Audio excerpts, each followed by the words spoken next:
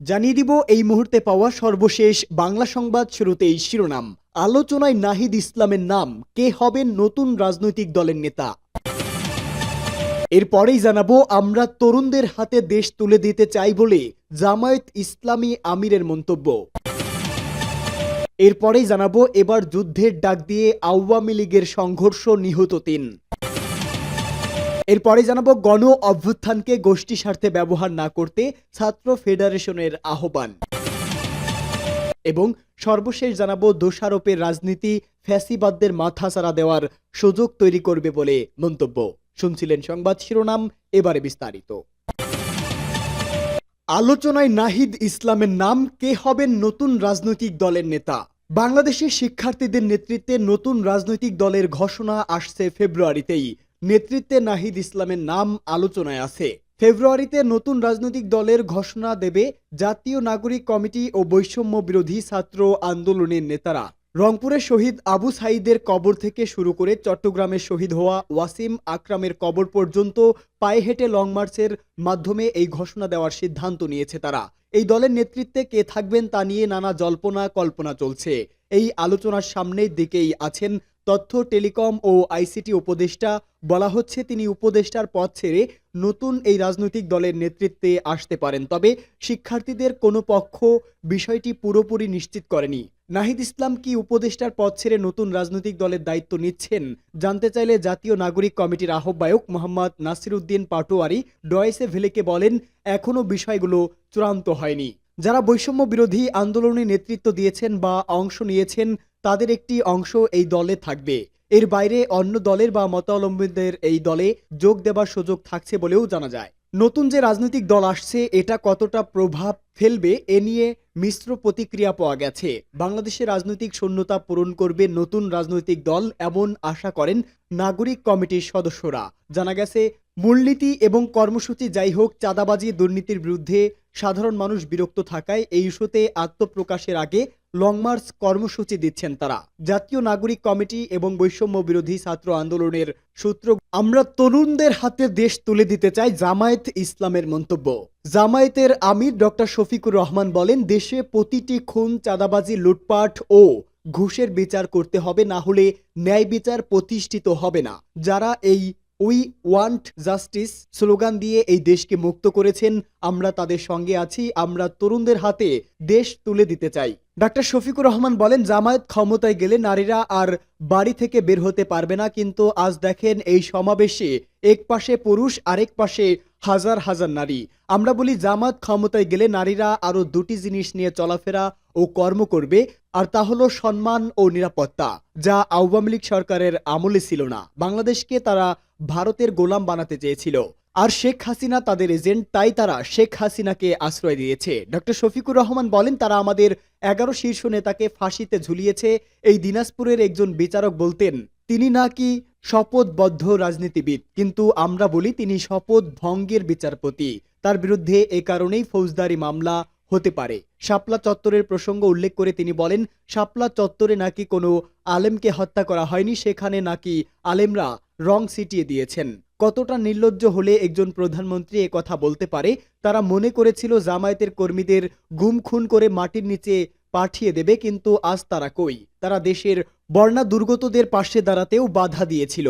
তারা নিজেরাও কিছু করেননি, আমাদেরও কিছু করতে দেননি।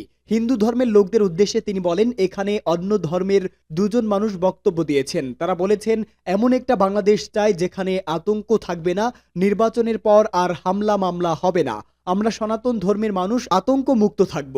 আমি তাদের উদ্দেশ্যে বলতে চাই, আপনারা এমন একটি দল খুঁজছেন যারা আপনাদের নিরাপত্তা দিতে পারবে, একটু বিবেক দিয়ে খুঁজলেই পাবেন। তিনি আরো বলেন, রংপুরের পীরগঞ্জে গরু চুরি করে জমি দখল করে হিন্দুদের বাড়িতে আগুন দিয়ে কোনো তদন্ত ছাড়াই শেখ হাসিনা প্রধানমন্ত্রী হিসাবে বললেন জামায়াত অগ্নিসংযোগ করেছে, কিন্তু দুদিন পর জুলুমের শিকার হিন্দুরা বলেন এখানে জামায়াতরা আসেননি। জামায়াত ইসলামী দিনাজপুর জেলা শাখার আমির অধ্যক্ষ আনিসুর রহমানের সভাপতিত্বে বক্তব্য রাখেন কেন্দ্রীয় কমিটি সহকারী সেক্রেটারি জেনারেল মাওলানা আব্দুল হালিম প্রমুখ। যুদ্ধের ডাক দিয়ে আওয়ামী লীগের দুপক্ষের সংঘর্ষ, নিহত ৩। নরসিংদীর রায়পুরার আধিপত্য বিস্তারকে কেন্দ্র করে আওয়ামী লীগের দু গ্রুপের সংঘর্ষে নিহত ৩ জন। এ সময় সংঘর্ষে গুলিবিদ্ধ সহ আহত হয়েছে আরও অন্তত 15 জন। বাঁশগাড়ী ইউনিয়নে পূর্ব ঘোষিত যুদ্ধের ডাক দিয়ে সংঘর্ষে নামেন দুপক্ষ। এতে ট্যাটা ও বন্দুক যুদ্ধে নিহত হন 3 জন। তাৎক্ষণিক নিহত ও আহতদের নাম ঠিকানা পাওয়া যায়নি।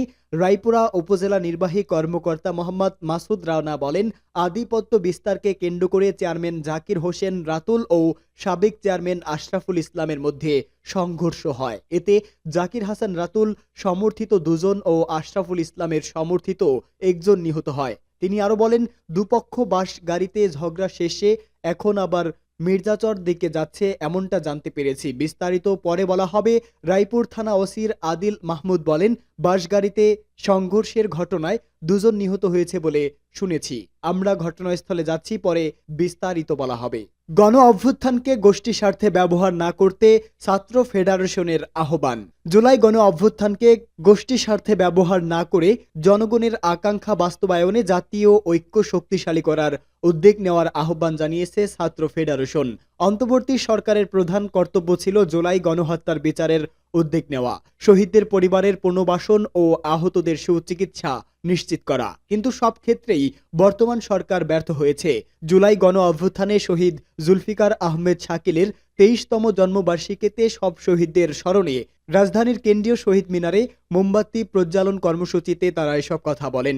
বৈষম্য বিরোধী ছাত্র আন্দোলনের কর্মসূচি পালনকালে 4 আগস্ট মিরপুরে যুবলীগের গুলিতে আহত হন শাকিল। পরে ঢাকার আগারগাঁওয়ে নিউরোসায়েন্স হাসপাতালে চিকিৎসাধীন অবস্থায় 7 আগস্ট তার মৃত্যু হয়। কর্মসূচিতে ছাত্র ফেডারেশনের সাধারণ সম্পাদক সৈকত আরিফ বলেন, 5 আগস্ট সরকার পতনের পর গণহত্যার সঙ্গে জড়িত যারা ছিলেন তাদের গ্রেপ্তারের সরকারের গাফুলিতি, গণহত্যার বিচার সরকার আন্তরিক নয় সেটাই প্রমাণিত হয়েছে। অভ্যুত্থানের মধ্য দিয়ে জনগণের মধ্যে যে নতুন রাজনৈতিক বন্দোবস্তের আকাঙ্ক্ষা তৈরি হয়েছে, সেই আকাঙ্ক্ষা বাস্তবায়নে যেমন গণতান্ত্রিক সংস্কার দরকার, ঠিক তেমনি সব শিশুর জন্য শিক্ষা, বিনামূল্যে চিকিৎসা সহ মৌলিক অধিকার নিশ্চিত করার দায়িত্বও রাষ্ট্রকে নিতে হবে।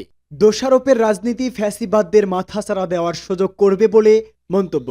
গণ অভ্যুত্থানে নেতৃত্ব দানকারী শক্তিগুলোর পারস্পরিক দোষারোপের সংস্কৃতি পতিত ফ্যাসিবাদদের আবার ফিরিয়ে আনতে সাহায্য করবে বলে মন্তব্য করেছেন জাতীয় সমাজতান্ত্রিক দল জেডএসসির সাধারণ সম্পাদক শহীদ উদ্দিন মাহমুদ স্বপন। গাজীপুরের কালিয়াকৈর উপজেলা জেএসডির কর্মী সভায় তিনি কথা বলেন। দলটির কেন্দ্রীয় কমিটির দপ্তর সম্পাদক কামরুল আহসান অপস্বাক্ষরিত এক সংবাদ বিজ্ঞপ্তিতে আজ এ তথ্য জানানো হয়। এতে বলা হয়, শহীদ উদ্দিন মাহমুদ স্বপন বলেন, সম্প্রতি গণ অভ্যুত্থান এবং গণ আন্দোলনে অংশজনদের একাংশের সঙ্গে রাজনৈতিক দলগুলোর যে মতপার্থক্য দেখা দিয়েছে, সেটির কারণে সংস্কার প্রক্রিয়া বাধাগ্রস্ত হবে, যা গণ অভ্যুত্থানের আকাঙ্ক্ষা বাস্তবায়নে প্রধান অন্তরায়।